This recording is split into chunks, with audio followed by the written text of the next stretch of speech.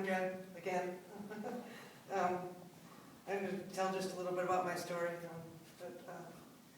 I actively have hallucinated since I was, as long as I can remember, so since I was, a little kid. And I was kind of a weird kid, I guess maybe partly because of that, but I was kind of ostracized. Started in the mental health system at about age 9, mostly because of lack of social ability. And I didn't tell anyone about actively hallucinating. In fact, I thought it was normal, and I thought everyone kind of heard voices and saw things that weren't there. I mean, the kids shows and stuff, they show kids on like TV that see things and hear things that no one else can, and it's not, so I didn't know it was abnormal for a long time. And, just never told anyone really, or no one really found out until I was in my 20s. When the doctors found out about my hallucinations, started getting care through the mental health system, started getting put on medications. I got worse, I guess, in my 20s too, so got picked up by the cops several times and taken to the hospital.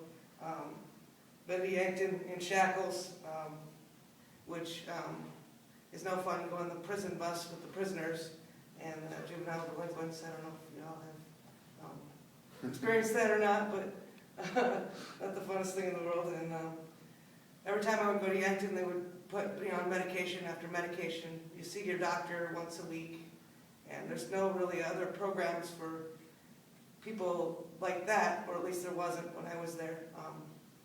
There was programs for people that were suicidal or drug addicts, but nothing really to do but play cards and color and wait for all the medications to take effect.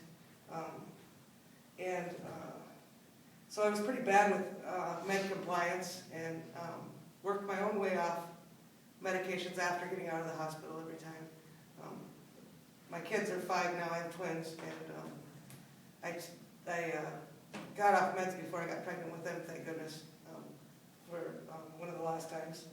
And but I'll go on. I started getting involved in the recovery movement kind of by accident. Started the first peer-run support group in South Dakota because there was no help for me and other folks at the mental health center I was at after hours, and we were needing support on the weekends. So, I thought I came up with the recovery movement, but obviously I didn't. I got involved in NAMI and became a NAMI Connection facilitator, started training in that to try to make our support group better. Then I found South Dakota United in the NEC in 2009, and they've just given me a wealth of excellent training, resources, education that has really accelerated my recovery to beyond what I ever thought it could be. And I used to not believe that people could be recovered, but only that people could be in recovery. And now I see for myself, I can be recovered, and I see other people who are recovered, and it's only been recently, but I've just grown so much and seen people around me grow, and like everybody that you've heard up here talk tonight has a different story and a different background and a different place that they're at, but they're all invested in this idea of recovery and being recovered, and that it's possible for anyone to be recovered.